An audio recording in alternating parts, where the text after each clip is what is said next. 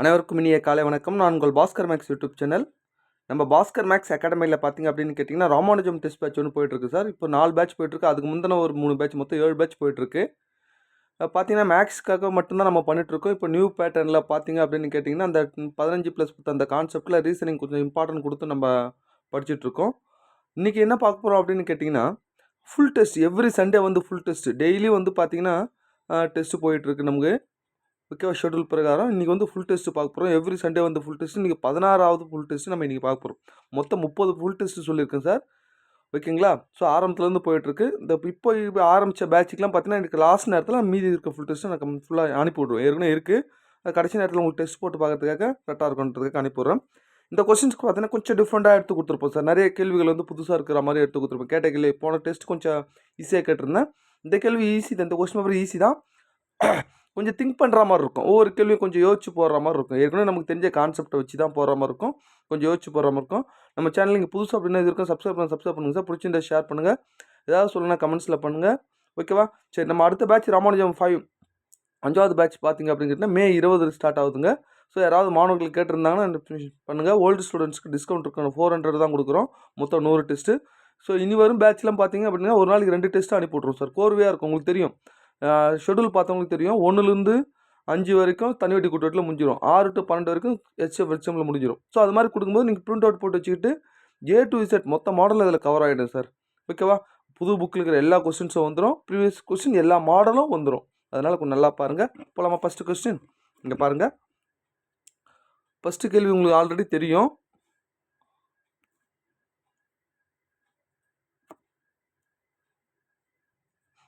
பாருங்கள், முதல் கேள்வி படிங்க.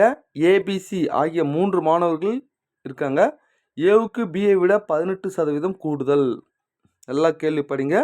ஏவுக்கு பியை விட 18% கூடுதல் மதிப்பெண்களும் சியை விட 12% குறைவாகவும் பெற்றுள்ளனர். என்ன சொல்கிறாங்க தெரியுதுங்களா? ஏ பியை விட 18 அதிகம், சியை விட 12 குறைவு. பி வந்து 220 மதிப்பெண்களை பெற்றிருந்தால் சி பெற்ற மதிப்பெண்கள் எவ்வளவு? இந்த கான்செப்டில் ஏற்கனவே டிஎன்பிஎஸ்சியில் கேட்டிருப்பாங்க. ஆனால் நான் டேட்டா மாற்றி கொடுத்து வேறு கொஸ்டின்ஸை நான் கேட்டிருக்கேன். சரி, இதை எப்படி போகிறது, நம்ம அப்ரோச் பண்ணுறது அப்படின்னு கேட்டிங்கன்னா, முதல்ல ஏவுக்கும் பிக்கும் நான் கண்டுபிடிக்க போகிறேன். கொஞ்சம் நல்லா கவனிங்க. ஏ பியை விட 18% கூடுதல். அப்போ பி 100னா இது எவ்வளோ? 118. இது இன்னும் சிம்பிளை பண்ணலாமா? 2 10 9 2 18. இது 50 2 100. அப்போ இது என்ன ஆகும்? 59 50ன்னு மாறும். நெக்ஸ்ட்டு ஏவுக்கும் சிக்கும் என்ன சொல்கிறாங்க? சியை விட 12% குறைவு. அப்போ சி 100னா இது 12 குறைச்சா என்ன வரும் பாருங்கள்? 88 அப்படின்னு வரும். இதை சிம்பிளை பண்ணோம்னா இதில் 4 அடிக்கலாமா? 2 நாள் 8 2 நாள் 8 25 நாள் 100. ஸோ 22 25. இப்போ நம்மளுக்கு என்ன வேணும்னா ஏபிசியோட ஒட்டுமொத்த ரேஷியோ ஒன்று. இதில் எது டபுள் என்ட்ரி ஆகுது? ஏ தான் டபுள் என்ட்ரி. எது டபுள் என்ட்ரி ஆகுதோ அதை நடுவில் போட்டுக்குங்க. நடுவில் போட்டேன். இங்கே பி போடுறேன், இங்கே சி போடுறேன். அவ்வளோதான் சார். இங்கே பாருங்கள், பியோட ரேஷியோ என்ன? 50. ஏவோட ரேஷியோ 22. சியோட ரேஷியோ பாருங்கள், இருங்க முதல்ல ஒன்று ஒன்றா எடுக்கணும் இல்லையா? இங்கே பாருங்கள், முதல்ல இதை எடுத்துக்கலாமா? ஏவும் பியும் இதானே ஏபி. இங்கே பாருங்கள், ஏ 59 50 59. முதல்ல 50 ரேஷியோ 59ன்னு எடுத்துட்டேன். நெக்ஸ்ட்டு ஏவும் சியும் பாருங்கள், 22 25 22 25. அப்போ பக்கத்தில் இருக்க 59 நம்ம என்ன பண்ணிக்கணுங்க? அப்படியே இங்கே பெருகிட்டேன். இங்கே 22 இதை பெருகிட்டேன். அவ்வளோதான் சார். இதை மொத்தம் நம்ம என்ன பண்ணணும் அப்படின்னு கேட்டிங்கன்னா மொத்தம் எல்லாத்தையும் மல்டிப்ளை பண்ணணும். ஓகேவா? இது ரெண்டுத்தையும் மல்டிப்ளை பண்ண என்ன வரும் அப்படின்னு கேட்டிங்கன்னா, நீங்கள் இடம் இல்லை, இங்கே போகிற பாருங்க 1100 ரேஷியோ. இது ரெண்டுத்தையும் மல்டிப்ளை பண்ணோம்னா 1298 அப்படின்னு கிடைக்கும். இது ரெண்டுத்தையும் மல்டிப்ளை பண்ணோம்னா 1475 அப்படின்னு கிடைக்கும். இதை சிம்பிளை பண்ண முடியுமா அப்படின்னு கேட்டிங்கன்னா சிம்பிளை பண்ணுறது சிரமமாக இருக்கும் சார். ஏன்னா சிம்பிளிஃபிகேஷன் ஆகாது. அவ்வளோதான் சார். இப்போது கேள்விக்கு நான் வரும். என்ன கேட்டிருக்காங்க? பி 220 பெற்றால் எது பி? இதுதான் பி, இது ஏ, இது சி. பி 220னா சி எவ்வளோன்னு கேட்குறாங்க. அப்போ பினா இதானே? அவ்வளோதாங்க. இதை பாருங்க, 1100 மடங்கு தான் 220னா இன்ட்டு சி தானே கேட்குறாங்க. சி எவ்வளோ? 1475 தானே? அவ்வளோதாங்க, 1475. இதை சிம்பிளை பண்ணிட்டோம்னா டைரெக்டாக ஆன்சர் கிடைக்கும். 295ன்னு கிடைக்கும். சிம்பிளை பண்ணுறது ஈஸியாக போட்டுருவீங்க. ஏன்னா ஒரு 0 அடிச்சிருங்க, 11 அடிச்சிருங்க. இங்கே கட் பண்ண 5 அடிச்சோம்னா ஆன்சர் கிடச்சிரும். ஸோ இடம் இல்லை, நான் டேரெக்டாக சிமுலேட் பண்ணுறது நீங்கள் தான் சார் பண்ணணும், பார்த்துக்குங்க. ஓகேவா? அப்போ 1க்கு பி தான் சரியான ஆன்சர், பார்த்துக்குங்க. அடுத்தது 2வது கேள்வி. 2 எண்களின் கூட்டுத்தொகை மற்றும் அவற்றின் வித்தியாசம் 5:1. நல்லா புரிஞ்சுக்குங்க. 2 எண்ணோட கூட்டுத்தொகை எவ்வளோ? 5 ரேஷியோ அதானே? வித்தியாசம் எவ்வளோ? ஒரு எக்ஸு. ஓகேவா? எண்ணில் பெரிய எண்ணுக்கும் சிறிய எண்ணுக்கும் விகிதம் கேட்குறாங்க. நல்லா புரிஞ்சுக்குங்க. என்ன கேட்கல அப்படின்னா இங்கே பாருங்கள், இந்த 2த்தையும் கூட்டி போடுங்க, 2த்தையும் கழிச்சு போடுங்க, அதுதான் பெரிய எண். 2த்தையும் கூட்டோம்னா 6, 2த்தையும் கழிச்சோம்னா 4, அதுதான் பெரிய எண் சிறிய எண். ஓகேவா? நீங்கள் என்ன இந்த மாடலில் நீங்கள் நம்பர் எடுத்துக்கிட்டு கூட நீங்கள் போட்டு கண்டுபிடிச்சிங்கன்னு உங்களுக்கு புரியலன்னா பாருங்கள், கூட்டினா 5 வரா மாதிரி, கழிச்சா 1 வர மாதிரி ஏதாவது நம்பர் எடுத்துக்கிட்டு கூட நீங்கள் போட்டிங்கன்னா இந்த மாடல் வந்துடும். ஸோ 3 2 6 2 2 4 3:2 தான் சரியான ஆன்சர் பி. ஓகேவா? பார்த்துக்குங்க. அடுத்தது டைம் ஒன் ஒர்க்கில் பாருங்கள், கொஞ்சம் டிஃப்ரெண்ட்டான கொஸ்டின்ஸ். 2 ஆண்கள், நல்லா கவனிக்கணும். ஆண்கள் வந்து எக்ஸ்ன்னு எடுத்துக்கிட்டேன். எக்ஸ்ன்னு எடுத்துக்கூடாது, ஏன்னா எக்ஸ் நான் கொடுத்துருக்காங்க. 2 ஆண்கள் ஒரு வேலையை எத்தனை நாளில் முடிக்கிறாங்க? எக்ஸ் நாளில் முடிக்கிறாங்க. ஒய் பெண்கள் அதே நாளில் 3 நாளில் முடிக்கிறாங்க. ஓகேவா? இப்போ என்ன கேட்குறாங்க? ஒரு ஆண் மற்றும் ஒரு பெண் செய்யும் வேலைகளோட விகிதம் என்ன? ஒரு ஆணோட எனர்ஜி ரேஷியோ, ஒரு பெண்ணோட எனர்ஜி ரேஷியோ அப்படின்னு கேட்குறாங்க. நான் என்ன பண்ண போகிறேன்? 2த்துக்கு எல்சிஎம் எடுக்க போகிறோம் சார். சரி, எக்ஸுக்கு 3 எல்சிஎம் தானே வரும், அதே 3 எக்ஸ் தானே வரும். எல்சிஎம்னா ஒரு இடத்துல இருந்தால் கூட வரும். அதான் எக்ஸுக்கு 3 எல்சிஎம் தான் 3 எக்ஸ் சார். இதால் டிவைட் பண்ணால் 3, இதால் டிவைட் பண்ணோம்னா எக்ஸு, அவ்வளோதான் சார். ஓகேவா?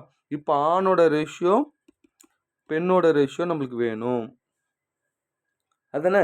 இப்போ ஆணோட ரேஷியோ ஒரு ஆணோட ரேஷியோன்னா 2 ஆண்களோட ரேஷியோ 3. அப்போ ஒரு ஆணோட ரேஷியோ என்ன? 3/2 ரேஷியோ. புரியுதா சார் எப்படின்னு? இங்கே பாருங்கள், 2 ஆண்களோட எனர்ஜி ரேஷியோ இந்த நடுவில் போட்டுக்கும் போது தான் எனர்ஜி ரேஷியோ 3. அப்போ ஒரு ஆண்களுக்கு என்ன வரும்? 3/2. அடுத்தது ஒய் பெண்களோட எனர்ஜி ரேஷியோ எக்ஸ்னா ஒரு பெண்களுக்கு x/y, அவ்வளோதான் சார். இப்போ இது அப்படியே ரேஷியோவில் கிராஸ் மல்டிப்ளை பண்ணிட்டோம்னா 3y 2x, அவ்வளோதான் சார். 3y 2x அப்படின்னு கிடைக்கும். எங்கே இருக்குது? ஏ தான் சரியான ஆன்சர். இதெல்லாம் நமக்கு ஆல்ரெடி தெரிஞ்சது தான் சார், ஆனால் கொஞ்சம் வித்தியாசமாக கேட்குறாங்க, வேறு ஒன்றும் இல்லை. பார்த்துக்குங்க. அடுத்த 4வது கொஸ்டின்ஸ் பாருங்கள். இங்கே பாருங்கள், 4 ஆண்களும் 6 பெண்களும் சேர்ந்து ஒரு வேலையை 8 நாட்கள் முடிக்கிறார்கள். அதே சமயம் 3 ஆண்களும் 7 பெண்களும் சேர்ந்து 10 நாட்கள் முடிக்கிறார்கள் எனில் 20 பெண்கள் மட்டும் வேலை செஞ்சால் எத்தனை நாள் முடிப்பாங்க? ஓகேவா? அப்போல்லாமா இது மாதிரி கேள்வி கேட்டால் சிம்பிளாக போகலாம் சார். இந்த 4 எத்தனை 8 கூட பெருக்கு 4 8 32. மேலே ஆண்கள், முதல்ல இங்கே பெண்கள் ரேஷியோ கண்டுபிடிக்கிறேன் சார், நல்லா கவனிங்க. 6 8 48. ஃபர்ஸ்ட் லைன் முடிஞ்சு போச்சா? 2வது லைன் 3 30 30. 2வது லைன் 7 10 70. இதுக்கு அப்படியே டிஃப்ரென்ஸ் எடுங்க. இதுக்கு டிஃப்ரென்ஸ் எடுத்தா 2 அப்படின்னு கிடைக்கும். இதுக்கு டிஃப்ரென்ஸ் எடுத்தா 12 அப்படின்னு கிடைக்கும். 2 2 11 2 22. இது எஃபிஷியன்சி ரேஷியோ, அதுதானே? டேஸோட ரேஷியோனா 11:1 ரேஷியோ, அவ்வளோதான் சார். இது எத்தனை அப்படி இங்கே பாருங்கள், ஆண்கள் எவ்வளோ? 11 நாள் 44 ப்ளஸ் பெண்கள் எவ்வளோ? 1 × 6 6. எத்தனை நாள்? 8 நாளில் முடிக்கிறாங்க. ஈக்குவல் முதல் லைனை மட்டும் எடுத்துகிட்டு இப்போ லாஸ்ட்டுக்கு வரேன். 20 பெண்கள் மட்டும், பெண்களோட எனர்ஜி ரேஷியோ 1 தான். அப்போ 1 × 20 20 × எக்ஸு. ரெண்டுத்தையும் ஆட் பண்ணிங்கன்னா ஒரு 50. 50 × 8 ஈக்குவல் டு 20 × எக்ஸு. ஒரு 0 ஒரு 0. 2 2 4 2 8. அப்போ 4 5 20, அவ்வளோதான் சார். ஆன்சர் என்னென்னா 20 தான் சரியான ஆன்சர். ஓகேவா? ஸோ 4வதுக்கு டெல்லி தான் சரியான ஆன்சர், பார்த்துக்குங்க. அடுத்தது 5வது கொஸ்டின்ஸ். தனி வட்டி கூட்டு வட்டியில் கொஞ்சம் டிஃப்ரெண்ட்டான கொஸ்டின் சார். நம்பர்லாம் கொடுத்தா ஈஸியாக போட்டுருங்க, இது மாதிரி கொடுத்தா தான் கொஞ்சம் சிரமமாக இருக்கும். ஆண்டுகளுக்கு x% எளிய வட்டி என்னவோ அதே m² ஆண்டுகளுக்கு a² எளிய வட்டிக்கு ஒய்க்கு சமமாக இருந்தால் எக்ஸுக்கு ஒய்க்கும் என்ன ரேஷியோ அப்படின்னு கேட்குறாங்க. ஓகேவா? இப்போ பாருங்கள், இந்த தனி வட்டியை எடுத்துக்கிறேன். PNR P A, அதானே?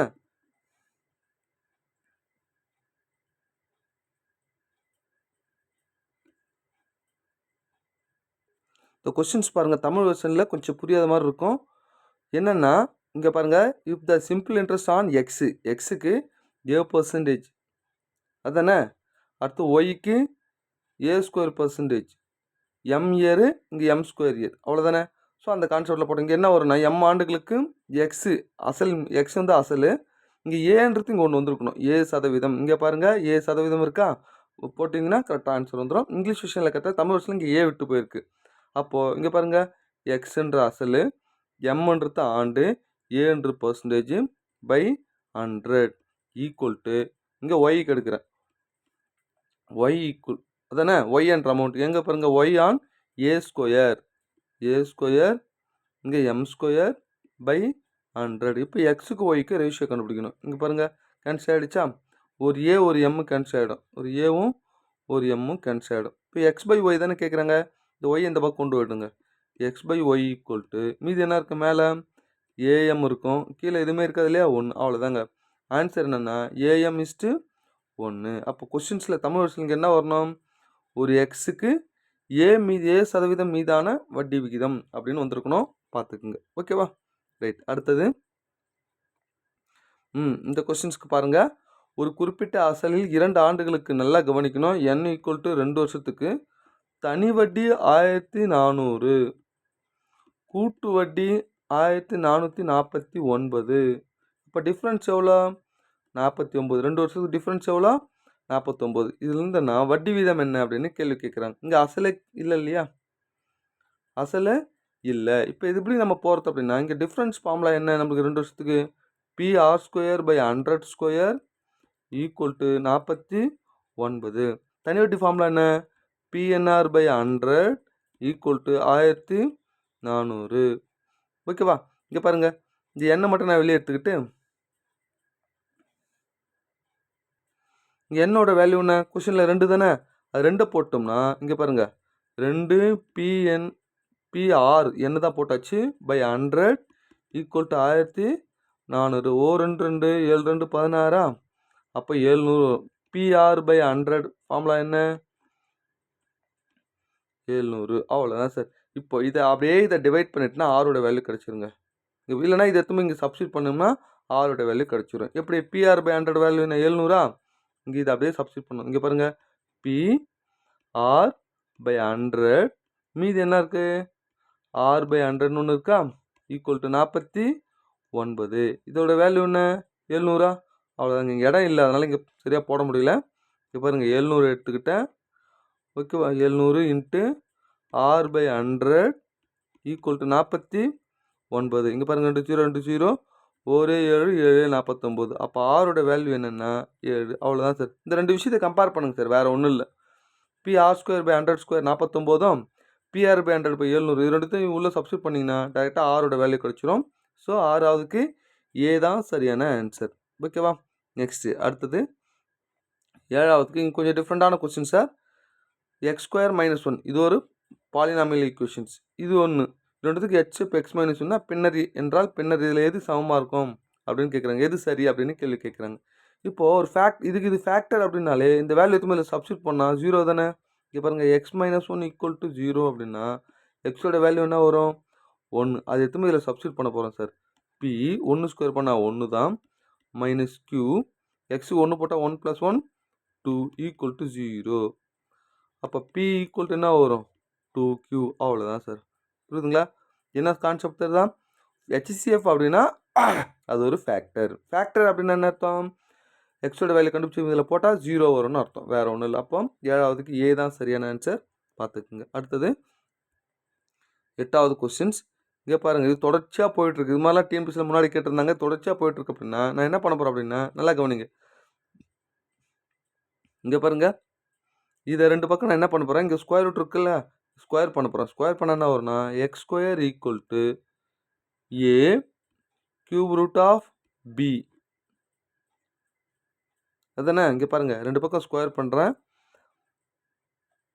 இங்கே ஏ இருக்கா, கியூப் ரூட் ஆஃப் பி. அடுத்தது இங்கே என்ன இருக்குது பாருங்கள், உள்ள மறுபடியும் square root of A cube root of b, இப்படி போயிட்டே இருக்குது. அப்போ இது மட்டும் நம்ம எக்ஸ்ன்னு எடுத்துக்கலாமா, ஏன்னா முதல்ல ஆரம்பத்தில் தானே கொடுத்துருக்காங்க. எக்ஸ்ன்னு என்ன, square root of A cube, square root of A B cube, square root of A B கியூப்னு இருக்கா. அப்போ மொத்தம் எக்ஸ்ன்னு எடுத்துக்கலாம். அப்போ X square equal to A cube root of B into x.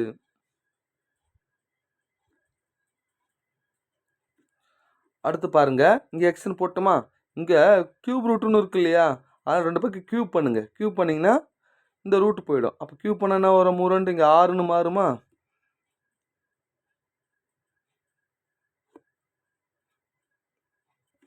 இங்கே பாருங்கள், இதை மறுபடியும் சொல்கிறேன், கொஞ்சம் நல்லா கவனிங்க.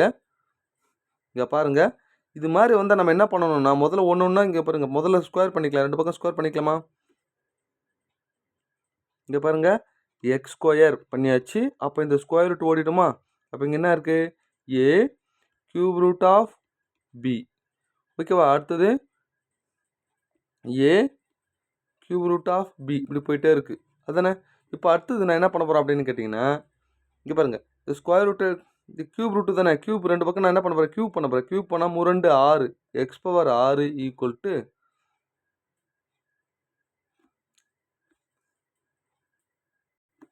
பாருங்க, 2 பக்கம் கியூப் பண்ணுறேன்னா, இது கியூப் பண்ணால் 3 6. இப்போ ஏக்கு கியூப் பண்ணால் ஏ கியூப். இது மொத்தம் என்ன ஓடிடும், இந்த கியூப் ரூட் ஓடிடும். அப்போ என்ன இருக்கும், பி மட்டும் கிடைக்கும். மீதி இது அப்படியே உள்ளே இருக்கும். உள்ளே இருக்கிறது அப்படியே இருக்குது, A cube root of B அப்படின்னு சொல்லிட்டு. அப்போ இது முழுக்க அடுத்தது எக்ஸ்ன்னு எடுத்துக்கலாமா. அப்போ X power 6 equal to A cube B into X. X cancel ஆகிடுச்சுன்னா X power 5 equal to A cube B. அப்போ எக்ஸோட மதிப்பு வேணும்னா 5th ரூட் அப்படின்னு போவோம், ஏ கியூப் பி. அவ்வளோதாங்க. எங்கே இருக்குது பாருங்கள், சி தான். ஓகேவா. இங்கே பாருங்கள், A cube B 5th root. 8க்கு சி தான் ஆன்சர். ஓகேவா.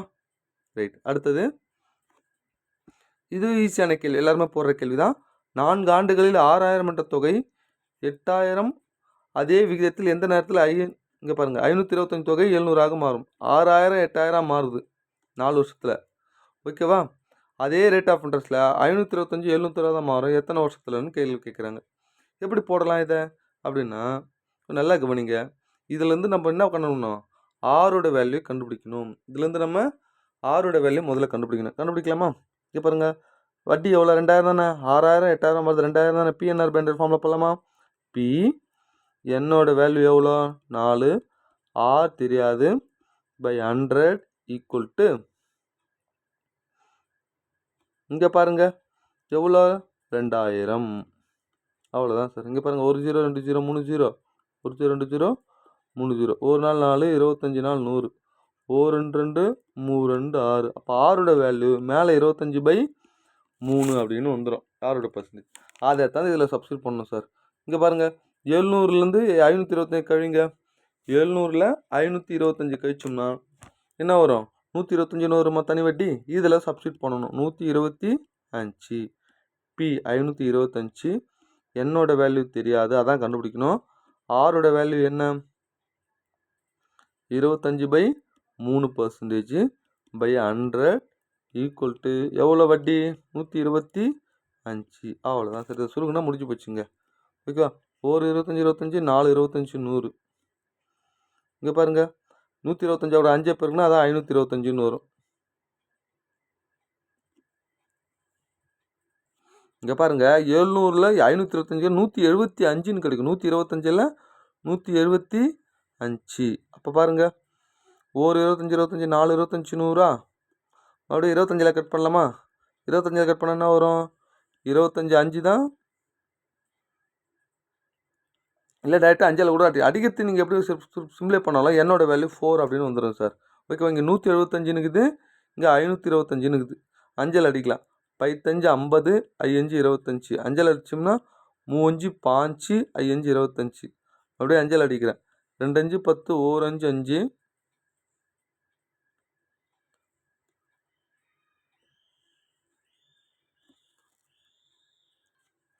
ஓகேவா. இதை டேரெக்டாக அடிச்சாலே முந்துடும் சார்.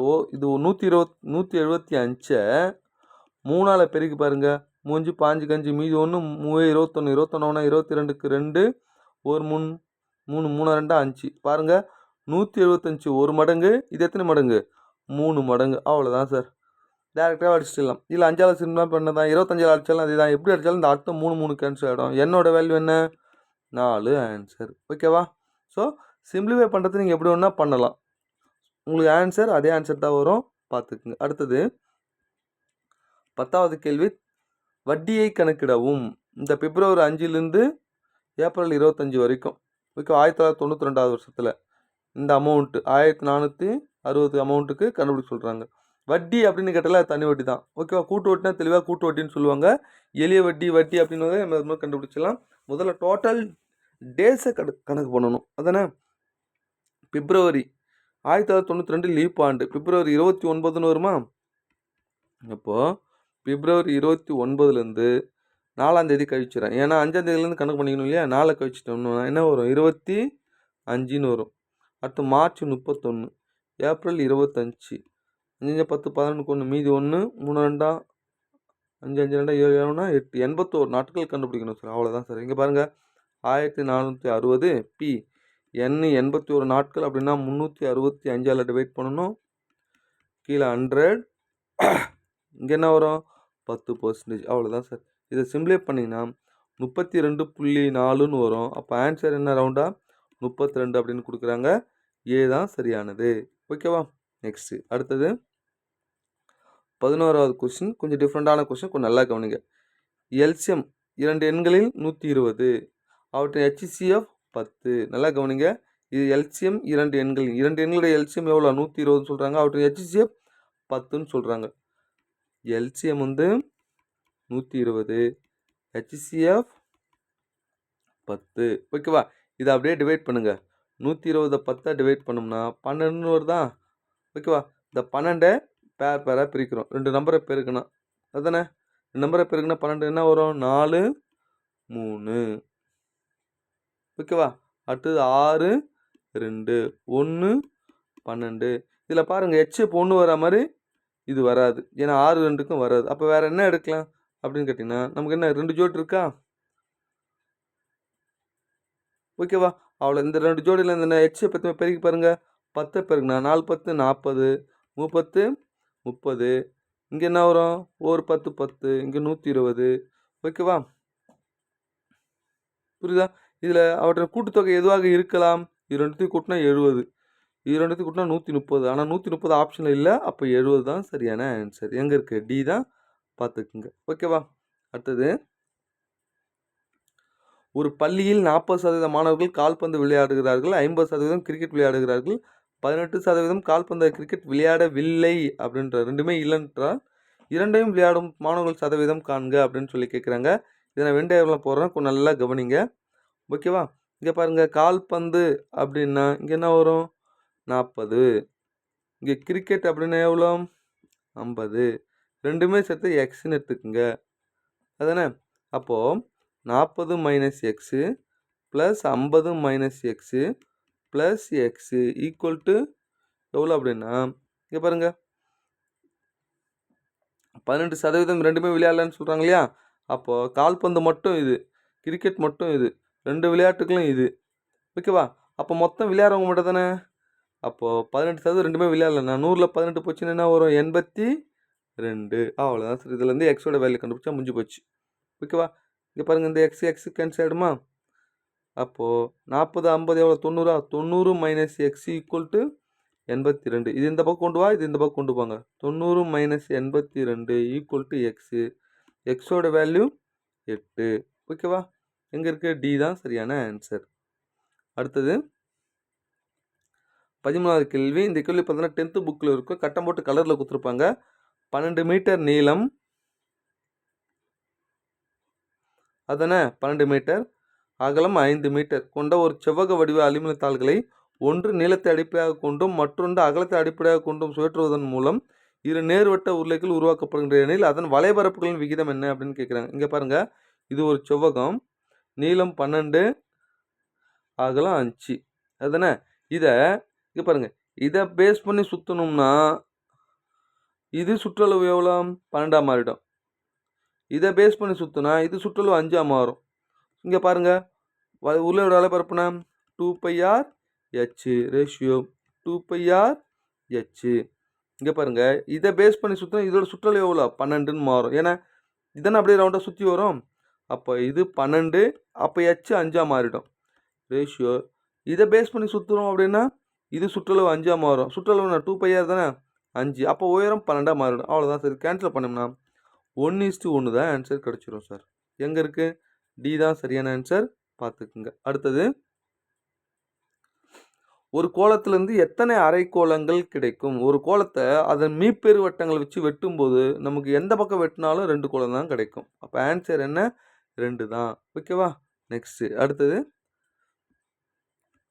ஏ அலகுகள் பக்கமுள்ள ஒரு சதுரத்தின் பரப்பளவானது ஏ அலகுகள் பக்கமுள்ள ஒரு முக்கோணத்தின் பரப்பளவுக்கு சமம். இது ஏ ஸ்கொயர். ஓகேவா? புரியுதுங்களா? இது ஏ ஸ்கொயர். அடுத்தது, ஏ அடிப்பக்கம் உள்ள ஒரு முக்கோணம். ஒரு முக்கோணத்தில் அடிப்பக்கம் எவ்வளோ? ஏ. இது ஹெச் அதானே? அப்போ என்ன formula? B into H by 2 தானே முக்கோணத்தில் பரப்பு.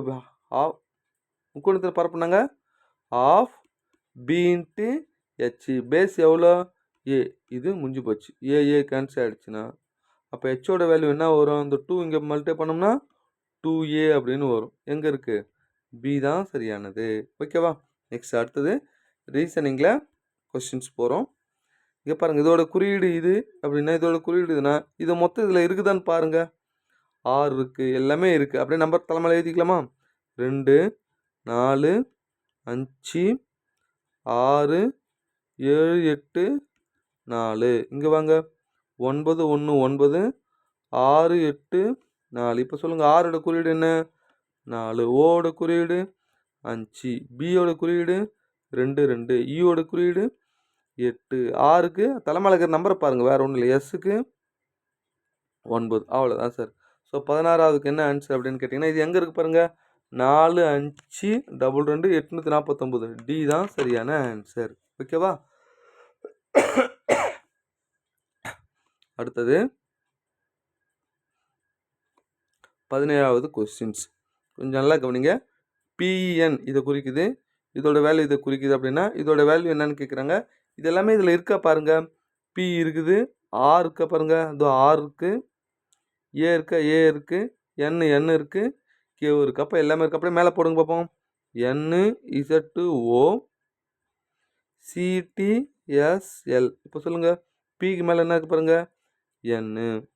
ஆருக்கு மேலே எஸ்ஸு. ஓகேவா? அடுத்து பாருங்கள், ஏவுக்கு மேலே என்ன இருக்குது பாருங்கள், டி. எண்ணுக்கு மேலே ஓ.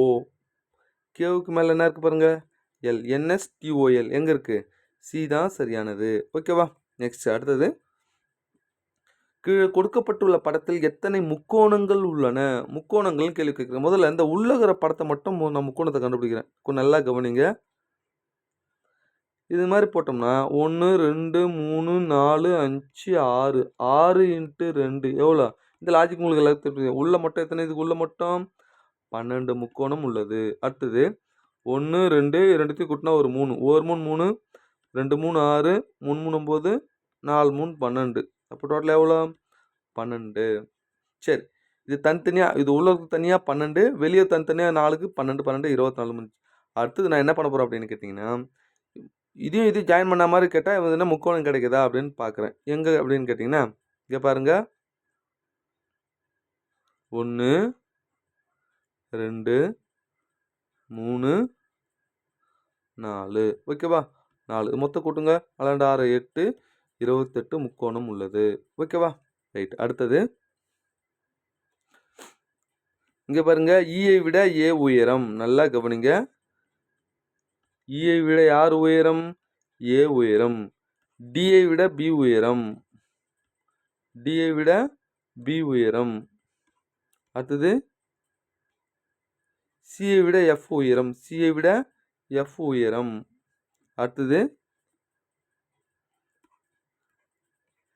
ஏஇயை விட டி உயரம். இங்கே பாருங்க, ஏ டி ஏஇ அதானே? இங்கே பாருங்கள், ஏஇயை விட டி உயரம். இப்போ லைனாக இதை போடுங்க. ஏஇ போட்டாச்சு, டி போட்டாச்சு. டியை விட எதுக்கு அதிகம்? பி அதிகம் அதானே?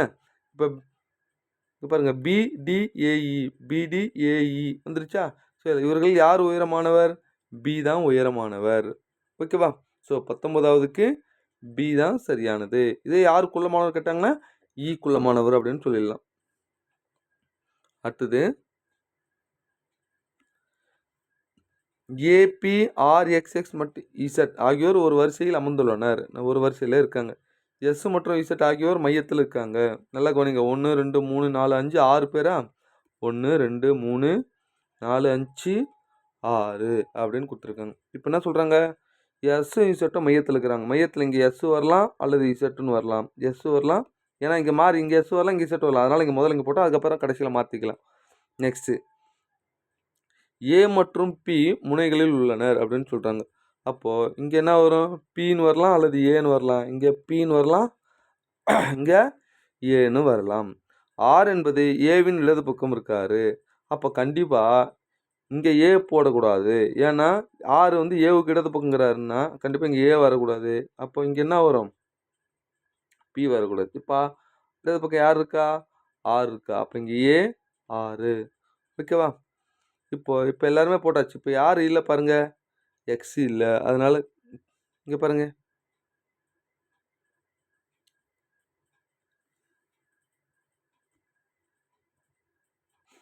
அவ்வளோதாங்க. இப்போ எதுவும் இல்லை பாருங்க, எக்ஸ் மட்டும் தான் இல்லை. அப்போ எக்ஸ் இங்கே தான் போட்டாகணுங்க, வேறு ஒன்றும் இல்லை. இப்போ என்ன கேட்குறாங்கன்னா, பிக்கு வலது பக்கம் பிக்கு வலது பக்கம் யார் இருக்கா? எக்ஸ் இருக்கா. பி தான் சரியானது. ஓகேவா? நெக்ஸ்ட்டு அடுத்தது விடுபட்ட எண்ணை காண்க. புதிர் கணக்கு ஒன்று கொடுத்துருக்காங்க, கொஞ்சம் நல்லா கவனிங்க. இந்த 3 நம்பரை யூஸ் பண்ணி 49 கொண்டு வந்திருக்காங்க. இது மொத்தம் யூஸ் பண்ணி இது கொண்டு வந்திருக்காங்க. இப்போ இது மொத்தத்தை யூஸ் பண்ணி இது எந்த நம்பர் போட்டால் 169 வரும்னு கேட்குறாங்க. அப்போ என்ன பண்ணியிருக்காங்கன்னா, இதை மொத்தம் கூட்டுங்க. 7 7 ஸ்கொயர் 49, 4 2 6 2 8 64. அப்போ இது மொத்தம் கூட்டுங்க. கூட்டினா என்ன வருதுன்னு பாருங்கள். புரியுதா? இது ஒரு நம்பரை போட்டுட்டு எக்ஸு, இது என்ன வரும்? 5 3 8 ஹோல் ஸ்கொயர் ஈக்குவல் டு 169. அப்போ எக்ஸ் ப்ளஸ் 8 ஈக்குவல் டு 13. இது ஸ்கொயர் ரூட் எடுத்துக்கிட்டேன். எக்ஸோட வேல்யூ என்ன வரும்? 13 மைனஸ் 8 5. அவ்வளோதாங்க. இது என்ன செக் பண்ணி பாருங்கள். 5 5 10 13. 13 ஸ்கொயர் பண்ணால் 169. அப்போ எங்கே ஆன்சர்? சி தான் சரியான ஆன்சர். ஓகேவா? நெக்ஸ்ட்டு அடுத்தது 22வது கொஸ்டின்ஸ் பாருங்கள். பிக்யூஆர் படித்தவர்கள், பிஆர்எஸ் கடின உழைப்பாளி. ஓகேவா? பிஆர்எஸ் கடின உழைப்பாளிகள், ஆர்எஸ்டி பணிபுரிபவர்கள், பிக்யூஆர்எஸ்டி கண்ணியமானவர்கள் எனில் படித்தவர் கடின உழைப்பாளி. படித்தவரில் இருக்கணும். ஸோ இதில் இருக்கணும். கொஞ்சம் நல்லா கவனிங்க. கடின உழைப்பாளி இதுலேயும் இருக்கணும். ஓகேவா? கண்ணியமானவர் ஆனால் வேலை செய்யாத, கண்ணியமானவர் இதுலேயும் இருக்கணும். ஆனால் வேலை செய்யாதவர் அப்படின்னா இதில் இருக்கவே கூடாது. புரியுதாங்க என்னன்றத? ஸோ இந்த 3த்துல இருக்கிறது யார் அப்படின்னு பார்த்தா பி. இங்கே முதல்ல இதுக்கு ஒன்று ஆப்ஷன் இருக்குது. ஆர்எஸ்டி வரக்கூடாது, ஆர் வரக்கூடாது, டியும் வரக்கூடாது. இப்போ பிக்யூ இது 3த்துல இருக்க பாருங்க. பிக்யூ இருக்குது, இதில் கியூ இல்லை பாருங்க, தெரியுதா? அப்போ பி மட்டும் தான் சரியானது. ஓகேவா? நெக்ஸ்ட்டு அடுத்தது இது ஒரு டிஃப்ரெண்ட்டான கொஸ்டின் சார். நிறைய பேர் 49லாம் போட்டிருப்பீங்க. 7 வந்து 10ஐ குறிக்கிறது எனில் இந்த அமைப்பில் 100இன் மதிப்பு என்ன? 7 வந்து 10ஐ குறிக்கிறது எனில் அப்போ இந்த அமைப்பில் எழுதப்பட்டால் 100இன் மதிப்பு என்ன? 100 வந்து இங்கே என்னவா குறிப்பாங்க அப்படின்னு கேள்வி கேட்குறாங்க. அதானே? இது வந்து என்னென்னா, யூஸ்வலாக நம்ம பைனரி நம்ம இருபடிமான எண்ணா 1 0ன்னு சொல்லுவோம். 10 அடிமானம்னா 0லேருந்து 9 வரைக்கும் சொல்லுவோம். அதானே? அப்போ இது 8 அடிமானத்தை குறிக்குதுன்னு அர்த்தம். இப்போ 7க்கு அப்புறம் என்ன வரும்? 8. 8ன்றது எதை குறிக்குது? அடுத்த நம்பர் 10 குறிக்கிறது. அப்போ 100ஓட 8 அடிமானத்தை கண்டுபிடிச்சா முடிஞ்சு போச்சு. 100க்கு 0 × 8⁻1 0. அடுத்து 0 × முதல்ல 8⁻0ன்னு வருமா? அடுத்து 8⁻1 0. 1 × 8 ஸ்கொயர் ஈக்குவல் டு 64 ஆன்சர். அப்போ பி தான் சரியானது. சார் இந்த 10 அடிமான 8 அடிமானம் மாற்றுறது, 8 அடிமான 10 அடிமானத்தை நம்ம இருபடி சம்மில் பைனரியில் பார்த்துருப்போம். அதே மாதிரி தான் 8 பேஸில் சொல்கிறாங்க, வேறு ஒன்றும் இல்லை சார். ஓகேவா? ரைட். அடுத்தது ஆன்சர் வந்து 64 தான் சரியான ஆன்சர். 24வது கொஸ்டின்ஸ் பாருங்களேன். இதை பார்த்தோன்னே எல்லாருமே என்ன பண்ணிட்டு இருப்பாங்க அப்படின்னா வேகமாக ஆன்சர் போட்டுருப்பீங்க. ஓகேவா? இதனுடைய கண்ணாடி பிம்பம் அப்படின்னா அப்படியே தலைக்கீழ் மாற்றம் தானே. அதாவது வலது இடது இது இந்த பக்கம் வந்துடும், இது இந்த பக்கம் வந்துடும்னு சொல்லி போட்டுருவாங்க. எங்கே ஏன்னு போட்டுருவாங்க. தப்பு. ஏன்னா அவன் என்ன சொல்லுங்க, கொஸ்டின்ஸை படிங்க. எம்என் என்பது கண்ணாடி வைத்திருக்கும் போது, அப்போ கண்ணாடி எந்த இடத்துல இருக்கான்? எனக்கு நல்லா பாருங்க, கீழே இருக்குது. ஓகேவா? அப்போ கண்ணாடி இங்கே வச்சா இது அப்படியே இந்த பக்கம் இந்த வலது இடது மாற்றம் இப்படி கீழே ஒரு தலைகீழ் மாற்றமாக மாறும், வேற ஒன்றும் இல்லைங்க. ஓகேவா? அப்போ என்னன்னா இது அப்படியே இந்த பக்கம் தான் வரும். சி தான் சரியானது. ஓகேவா? சப்போஸ் கண்ணாடி இந்த பக்கம் இருந்ததுன்னா, நீங்க சொல்றது இந்த பக்கம் ஏ வரும். ஆனா கண்ணாடி கீழன்னு இருக்கும்போது சி தான் சரியானது. ஓகேவா? நெக்ஸ்ட் அடுத்த 25வது கேள்வி. 4 வழக்கமான பகடைகள் தரையில் வீசப்படுகின்றன. மேல் முகங்கள் 4, 3, 1, 5 காட்டியதால் இந்த 4 பகடைகள் மேல் மொத்த எண்ணிக்கை எவ்வளவாம்? 13. இப்ப தரையை தொடும் மொத்த எண்ணிக்கை என்னன்னா, மேல தரையை தொடுது அப்படின்னா, அதாவது மேல இருக்கிறது எல்லாத்தையுமே ஆட் பண்ணா 13 வருதுன்னா, கீழ இருக்கிறது எல்லாத்தையும் என்ன பண்ணணும்னா, இதுக்கு ஆப்போசிட்க்கு தான் அப்படியே கீழ வரும். 4க்கு ஆப்போசிட் என்னது? 3. 3க்கு ஆப்போசிட் 4. 1க்கு ஓகேவா? கூட்டினா 7 வர மாரி பார்க்குறோம் சார். 4க்கு ஆப்போசிட்ல 3, 3க்கு ஆப்போசிட்ல 4, 1க்கு 6, 5க்கு 2. ஓகேவா? 6 நாலா 10, 13, 15. அப்ப என்ன ஆன்சர்? சி தான் சரியான ஆன்சர். ஓகேவா? பார்த்துக்குங்க.